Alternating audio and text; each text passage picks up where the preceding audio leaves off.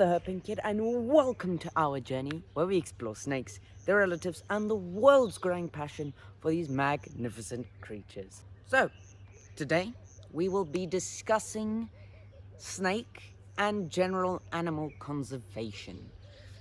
Now, first off, I'd like to state that conservation is very, very important because us as a human population and global population actually have depleted animal populations, nature areas, and all nature sort of things because of our carelessness towards the environment. Now, you may be asking, but why is this a problem? Because animals are beautiful and they are living beings. Imagine your house just got stripped away from you. Horrible, right? Yeah. Well, that's what we're doing to animals on a near daily basis. So conservation is very important. But we'll start off with snakes at home. Now you may say, but that's not their home, that's my home. Yes, I will be giving you methods on how to get them out of your house without killing them. Now, some of you, I know 140 of you, would disagree, but some of you I know would just take a shovel and chop their heads off, right? Or take an axe or take a gun and shoot them. I've seen a horrible video recently of a few men encountering a Cape Cobra and shooting it. It wasn't even in their house, it was in nature, and they decided they want to shoot it. But the Cape Cobra did charge them after they did shoot them, so they did learn their lesson. I don't think they were bitten though. But yes, so at home, call a snake catcher, don't kill them. Now the snake catcher will arrive with a tool like this, or a tool like this. Either one. I have them because I am a snake catcher. I don't have the permit, but I do have the certification to catch snakes. Now, a snake catcher will catch them and go release them somewhere safely, ensuring that they're gone and away from your house. And honestly, it's a very good thing what snake catchers like myself are doing, because it's ensuring that more people rather get people to take away snakes and make sure they have a suitable habitat rather than just killing them. Because quite a few snakes are killed every year for ridiculous reasons such as, oh, they're by my house, or oh, they're in my way. But carrying on to that point, what should you do if you live in an area where you have snakes near daily at your home? Get training. Even if you're scared, get training, such as with the African Snakebite Institute. Get training on how to catch snakes rather than killing them. And even if you're in a populated area, snake populated area, it's even better if you get training rather than call a snake catcher, because then you can handle yourself.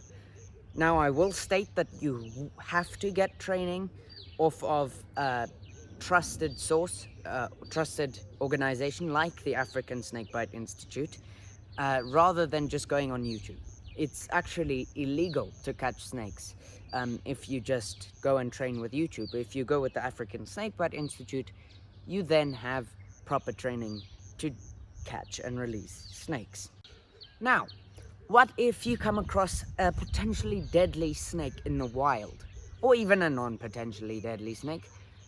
Take 5 steps back, because then they cannot strike you. If they try to, take 5 steps back again. They can't strike you if you're 5 meters away.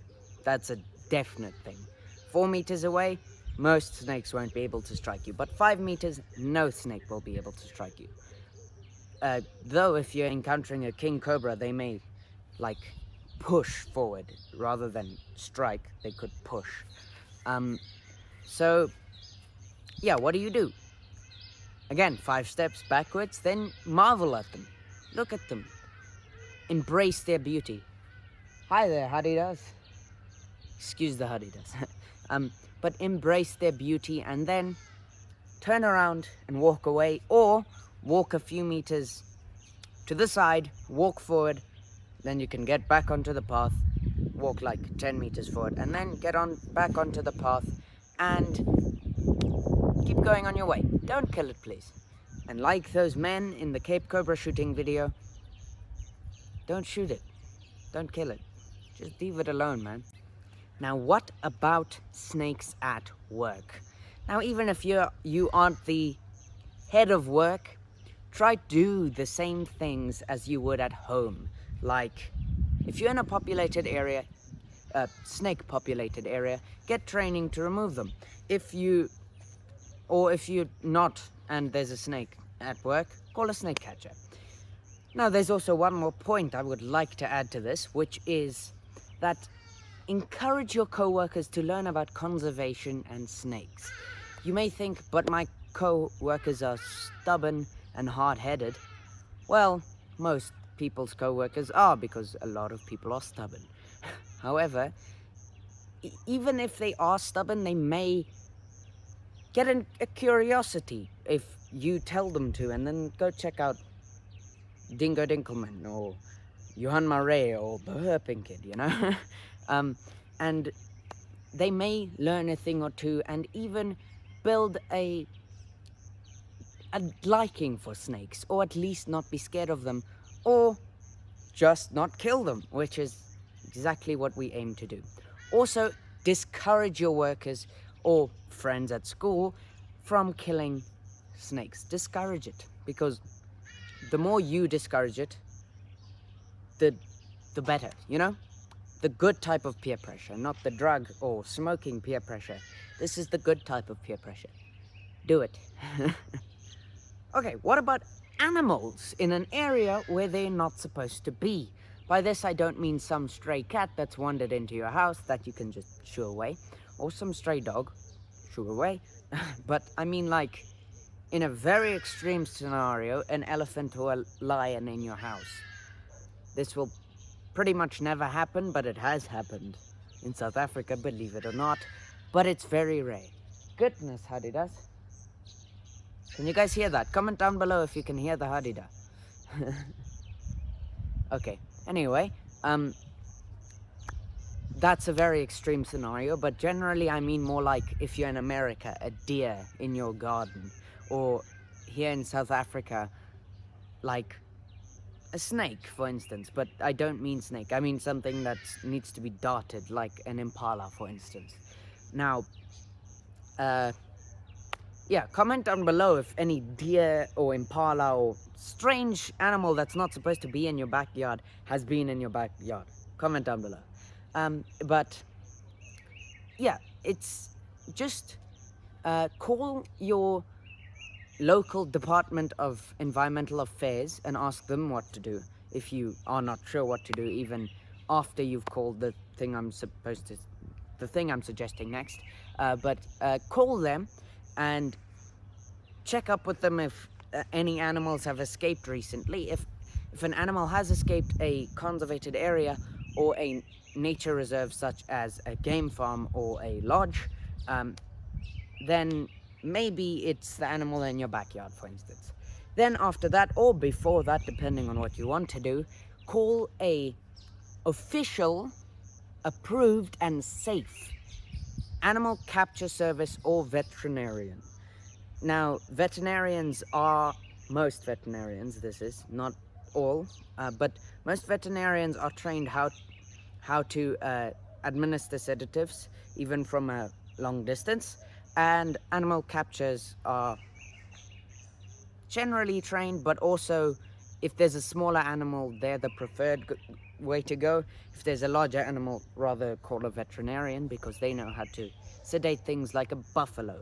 So they'll know how to sedate things like an impala. If it's a smaller thing like a wildcat, by that I don't mean a stray cat, I mean a wildcat, like a smaller serval, or yeah, like a serval. The animal capture service will know how to capture those. Animals, reptiles and snakes in the wild. Now, the very first and potentially the most important point is to never take a creature out of the wild and keep it as a pet. Whether or not you have certification to catch an animal and release it again, or know what the animal is, anything like that, don't do it. It's generally unsafe, and also it's not good for the animal itself. First off, could harm you. Second off, could harm the animal. Both bad things. It's just, we don't want it. Then next is, don't interfere with natural ways or natural things such as predation or hunting. Predation and hunting is natural. Don't don't let don't if you see a lion attacking an impala, don't shoot the lion, because the lion's just trying to eat. If you see an impala eating a blade of grass and you like that blade of grass, don't scare the impala away. It's just trying to eat. Then also, if an animal is sick, unless it's out of hand, let it be. It's normal. Sicknesses at an old age for animals are normal. Let it die. I know it sounds very harsh, but it's a natural thing for animals to get sick and die. So don't administer any vaccines or medicines or anything like that unless it's a large sickness that can affect the entire population in that area and potentially kill off that population. If it's that sort of problem, then you have the right to interfere. But never, ever in any other situation. Lastly, don't touch an animal in the wild unless you have the certification to do so. For instance, if I see a puff adder in the wild, I'll generally pick up my hook stick, pick it up and look at it for a while. But if you have a hook stick and you are in the wild and you don't have certification, don't pick it up. Don't ever pick it up, because that puff adder will almost guaranteed kill you if it bites you. Unless you get anti-venom, of course. But we don't even want to get to a point where anti-venom needs to be administered. So don't touch animals in the wild unless you have certification to do so. Hit that like button if you enjoyed, and consider subscribing for more snake and animal content every Monday and every Friday. And I will see you next time.